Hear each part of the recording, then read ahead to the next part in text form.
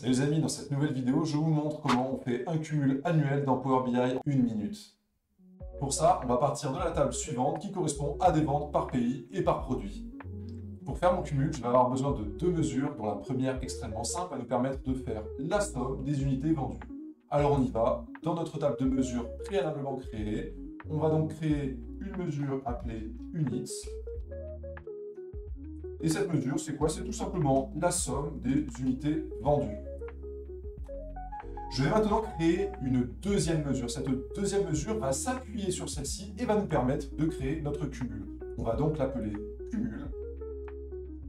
Et la fonction DAX que l'on va utiliser s'appelle total year to date. Total year to date. Et va donc nous permettre de faire un cumul sur l'année. Donc on y va, on sélectionne en premier argument la somme des unités vendues. Dans le deuxième argument, on va sélectionner la date. Et c'est tout. On teste ça. Alors on sélectionne le visuel qui va bien. Ici, on prendra un graphique combiné dans lequel on va disposer notre mesure cumul et nos unités vendues.